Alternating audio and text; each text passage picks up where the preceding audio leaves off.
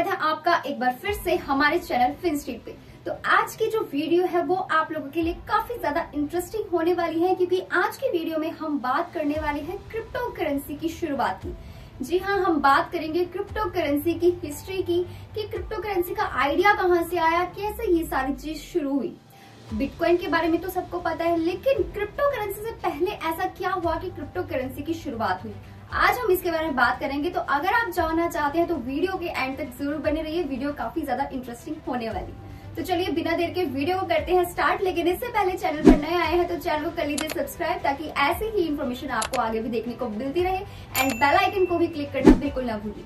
तो let's get started. तो सबसे पहले हम बात करें क्रिप्टो करेंसीज की, जो कि एक तरह की डिजिटल करेंसी है, डिसेंट्रलाइज्ड है एंड किसी गवर्नमेंट के द्वारा ये कंट्रोल में नहीं होती। तो जो हिस्ट्री है क्रिप्टो करेंसी की, ये शुरू हुई थी 1980s में। जानकर हैरानी हुई ना, क्योंकि क्रिप्टो करेंसीज को तब कहा जाता था साइबर करेंसीज। अब आपको पता है इसमें एक इंटरेस्टिंग बात क्या है, कि ये जो कॉइन्स है, ये इन्होंने जो पॉपुलैरिटी गेन की है, ये गेन की है एक डिकेड, एक दशक से भी पहले 2008 में, जब बिटकॉइन की इंट्रोडक्शन हुई। लेकिन क्रिप्टो करेंसी को, जैसे कि पहले मेंशन किया जाता था, इसे क्रिएट किया है किसी एनोनिमस प्रोग्रामर ने या फिर एक ग्रुप ऑफ प्रोग्रामर ने, जिसका नाम सतोशी नाकामोटो है। हमें नहीं पता ये पर्सन है, ये ग्रुप है। इसके बारे में भी हम बात करेंगे, लेकिन पहले जान लेते हैं। अब आप सबने नाम सुना होगा सतोशी नाकामोटो का और बिटकॉइन का भी, आई नो दैट। लेकिन नेक्स्ट वीडियो में हम इनके बारे में भी बात करेंगे, इनकी हिस्ट्री की भी बात करेंगे कि सतोशी नाकामोटो की क्या हिस्ट्री है, बिटकॉइन की क्या हिस्ट्री है, कैसे ये आए, कहाँ से आए, क्यों आए। बट फिलहाल हम क्रिप्टो से पहले की दुनिया की बात करते हैं।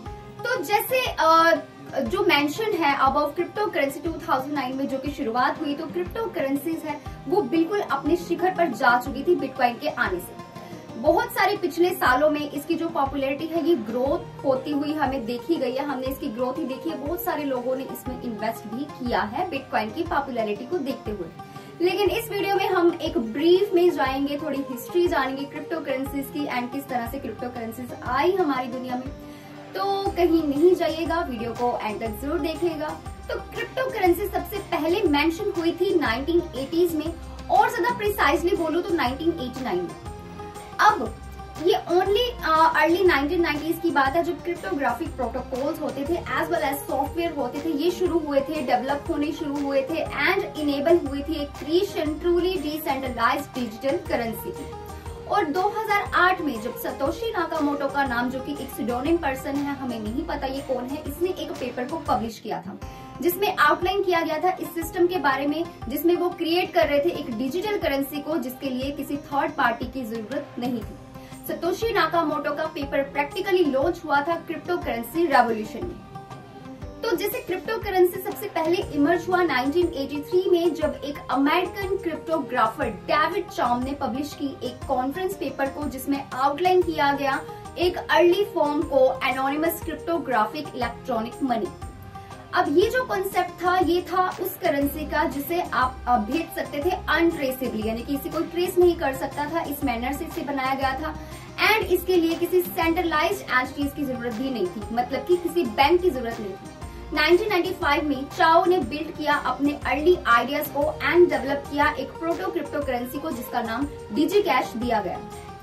जी हाँ, ये क्रिप्टो करेंसी पहले की बात है। इसके लिए एक यूजर सॉफ्टवेयर की रिक्वायरमेंट होती है फंड्स को विड्रॉल करवाने के लिए बैंक से, एंड उसके लिए जरूरत होती है एक स्पेसिफिक एनक्रिप्टेड कीज की, ताकि ये फंड्स को रेसिपिएंट के द्वारा भेजा जाए। अब बिटगोल्ड, जो कि बहुत ज्यादा डायरेक्ट प्रीकर्सर रखता है बिटकॉइन से, इसे डिजाइन किया गया डिजी कैश के बाद 1993 में निक सजाबो के द्वारा।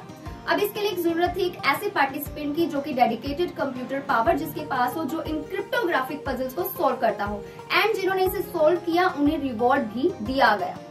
अब चाम के वर्क को कंबाइन करके इसका रिजल्ट ऐसा था, कुछ ऐसा बना जो कि बहुत ज्यादा रिजेंबल करता है बिटकॉइन से, यानी कि बिटकॉइन से मिलता जुलता है। बट सजाबो जो था वो एक इनफेमस डबल स्पेंडिंग प्रॉब्लम को सॉल्व नहीं कर सके थे, यानी कि जो डिजिटल डेटा को आप कॉपी कर सकते हैं, पेस्ट कर सकते हैं without the use of central authority, तो इसको वो सॉल्व नहीं कर सके थे।